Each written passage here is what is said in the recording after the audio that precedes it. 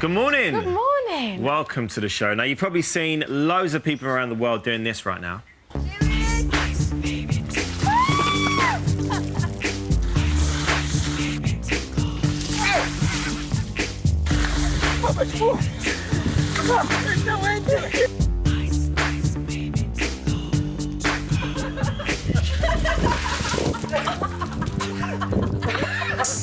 Brilliant. So we had Simon Cowell, Cheryl, George Bush doing it. Our very own Ruth. Yeah. Who actually had chunks of ice in. See, I'm a bit sceptical until I see the big lumps of ice. This is the thing, it could be warm water. Who knows? I know. It's a worldwide phenomenon, but do you know why people are doing it? The heartbreaking story behind the Ice Bucket Challenge is next. Also this morning, we meet the woman who has spent a staggering £130,000 and has had over 30 procedures transforming herself to look like a caricature of painting she had drawn on holiday when she was just 15 years old. Yeah, so cosmetic surgery is the subject of today's phone, and it's an open clinic with surgeon Alex Karidis. Are you thinking of having cosmetic surgery yourself and you want some advice? Or maybe you've had cosmetic surgery that's gone wrong and you want to know how to fix it? Or maybe there's a part of you that you'd like to change but don't know where to start? Or whatever the issue, call us on 08000 30 40 44. Calls are free from BT landlines, though some networks may charge. You can also email us at thesornic@itv.com. You must be over 18 and we need to hear from you by 11:15, so don't wait, get in touch now. Yeah, do you know it's the last bank holiday before Christmas? I know.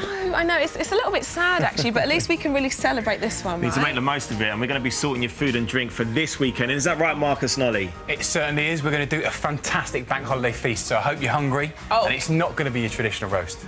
I've brought in a whole range of different lagers. Do they all taste the same? Plus, we'll be finding all the best bargains for the bank holiday. Wow, well, I know someone that won't mind trying if lagers taste the same, won't Exactly. you, It's dear? meant to be work. What are we doing drinking lager I on know, Friday I morning? know. Any Great. excuse for you, my love, any excuse. And materialising into the studio, it's the Time Lord's companion, Clara Oswald, a.k.a. Jenna Coleman. Yeah, there's lots of variety in the show today. Here's the full lineup.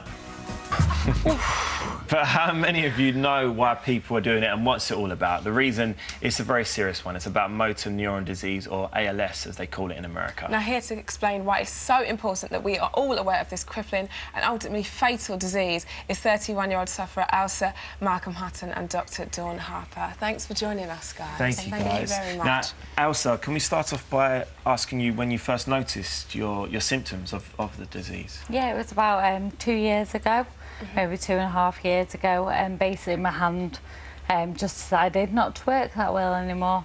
It was more sort of dexterity, buttons, zips, hair bubbles. Doing also, everyday sort of things. yeah, like hair and my daughter's hair. Yeah. Also like opening bottles, cans, things like that. Also a little bit of cramp and a cramp throughout my body. Yeah. So that was mainly the main symptoms at the beginning. OK. Dawn, quickly, for anyone who's at home that doesn't know what motor neuron disease is, can you explain to us a little bit about that? Yeah, sure. I mean, we don't really know what causes it, and you're very unlucky because it's more common in men, and it doesn't usually occur until a bit later in life, you know, 40, 50, 60, 70. But what it is, it's a progressive condition that affects the motor nerves. Right. So Elsa will tell you that she's got no problems with sensation. It doesn't affect your thinking or your brain. It affects the muscles, really. So the nerves that supply the muscles are damaged. And you can see that the muscles in your hands are getting very thin because they're not being used. And it quite often starts, actually, with hands and feet and then progresses. And it's very difficult to predict how it will progress. So I know you've been told that you've got a small number of years to live. But actually, there is always hope. I mean, Stephen Hawking is probably the one person that everybody knows who has a form of motor neuron disease and seems to have had it forever, and has an amazing brain and is still with us. So more work is being done, really. I mean, I love the Ice Bucket Challenge. I think it's a fantastic thing to do. Great charity that, you know, the Motor Neuron Disease Association, who are continuing to fund research, and so who knows? Yeah, and I must point out, in America, it's called ALS, which is amyotrophic lateral sclerosis. Well done. That was very good. It's written down here. Is it the same as MND? ALS is a form of MND, the most common form. There are other forms, but that is by far and away the most common. So I think, for all intents and purposes, you can use the two terms interchangeably. So, Elsa, when you first visited your GP, once you had the symptoms, what happened? What was the stages? Oh, it was quite long-winded. It took 14 months for me to actually get diagnosed. So at the beginning, I banged my arm, so it was quite lucky, really, in a way, because it made me go to my GP. So after so you thought maybe that had triggered I thought it was like a feelings trapped nerve. okay. And to be honest, it was interfering with my work and my daily routines. Of course. So I went to my GP about 2 weeks later, I'd say, after the symptoms, and then he referred me. He said, I doubt it's a knock. He referred me to musculoskeletal. Am I right there? Musculoskeletal. Nearly. Yeah. Yeah, so I went there, had a brain scan, neck scan, everything came up clear. This is about 6 months in. Meanwhile, I'm starting with like twitching and cramping more and more. My balance started going a little bit. I was like falling off my massive heels, which I never did. So I was gutted. I was like, oh. So yeah, really, it was just a case of waiting. And when I got told, no, we can't find anything, I did cry. I was really upset. Because I just wanted to be fixed. I was like, just and you want someone to pin it and be like, okay, this is the problem. It took so long for them to diagnose you. Yeah, and then they passed it on to neurology. So they passed it over there. And then the ball started getting rolled in, but again it was another sort of like 8 months. And eventually, when you did get the diagnosis, what was it like getting that? Was it a little bit of a relief knowing that you'd found out what it is, or was it completely the opposite? It was completely the opposite. I mean, I didn't Google anything, and that's the first thing. I used to be one of them people that if I got a cold, I'd Google it and think I was going to drop dead in 24 hours. And obviously, the first thing that happens when you Google something is the worst. But I didn't. So subconsciously, I kind of think I knew that something wasn't quite right. But people were saying to me, you might be making it up in your head. And that really annoyed me. Yeah, I was like, I've got people to like cover my shifts in work and what if I had. And then the night before I did Google it and put my symptoms in, and M&D came up. I'd never heard of it in my life. So until like Stephen Hawking, someone said, oh, he's got it. Then but I read it, I was like, tick, got that, and looked at the bottom, no cause, no treatment, no cure, so I was like, oh.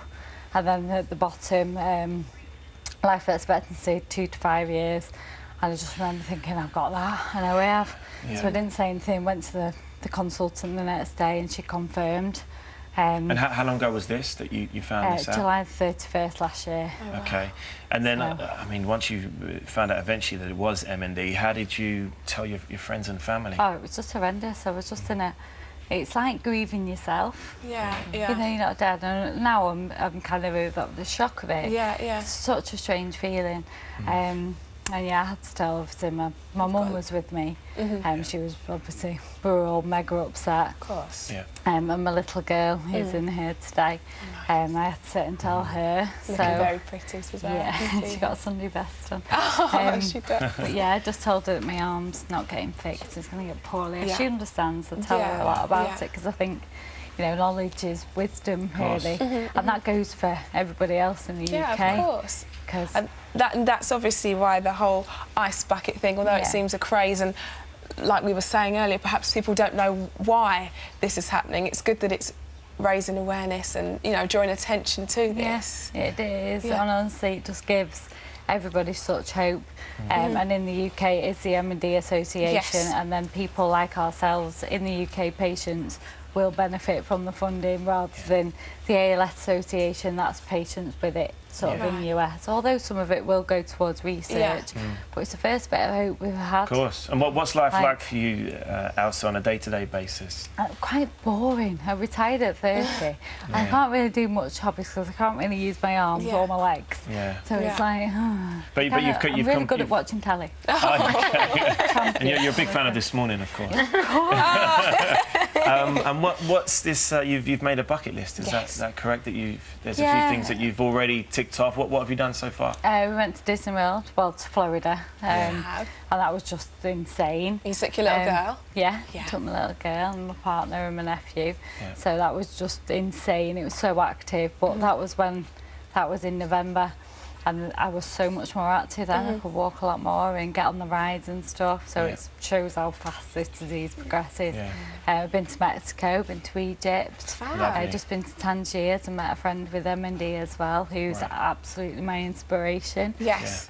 And she's had it over 20 years, so everything So she big does, I'm like, inspiration. Yeah, of course. totally. And then there's also one big thing that you want to do as well next year. Another place you want to go Yes, to. we heard that you want to go to Vegas. That's I right, do isn't want it? to Yeah. go to Vegas. We heard. I want to go and play poker in Vegas. Goodness. But I think they might think I'm cheating because I don't know if I can have the cards. I'll be thrown out. So I'm a bit worried. I'm sure you won't. Rylan, you're in the hub for us with some comments? What are we thinking? All right, OK, I'm sure we can make that happen. For sure. Rochelle's worried. Rochelle's worried about the hair.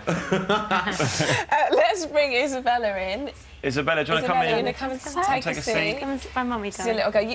I love this dress. Lovely. I love this. And Elsa, we have got a little surprise for you today. We Yes. want to, from everybody here at IT this morning, we want to give you a donation towards your trip to Vegas to play poker. So yes. it's £500 in there. Towards that your is so flight. nice. No, you're very, very problem welcome. at all. Oh, thank you. So we hope you have a great time. Are you proud of your mummy? Yeah.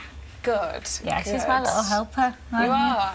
Good. Yeah. We've heard that you're great. So well done you for helping mummy out. And we're going to do a challenge later. Yes, we are. We're going to get involved now. I'm going to get ice on my head. Make sure and it's all ice going as well. on. We don't just want water, OK? OK, all right.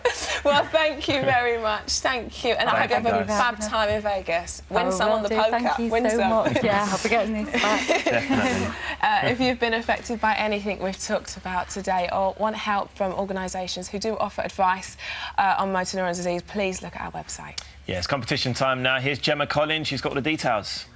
Yeah, best of luck. Time now to meet a remarkable man. Gaz Golightly lost a leg and suffered life-changing injuries in an accident very early on in his army career with the Royal Logistic Corps. Despite that, he's now set to compete in the Invictus Games in London as part of the British Forces wheelchair basketball team. And Gaz joins us today along with his wife Denise. Welcome, guys. Incredible see you. story. Yeah. Amazing story. Gaz, can you take us back to the day of the accident? What do you remember? What happened? I had a car accident on the 5th of June 2002. I was travelling back to my barracks to start guard duty. Someone cut me up, I swerved and hit a fence and sustained injuries through pieces of the fence coming through the floor of the car. Right. I received a shattered pelvis to the left side and above knee amputation to the right leg. Goodness me. And Denise, obviously, you've been so supportive to Gaz. What's life been like for you since the accident?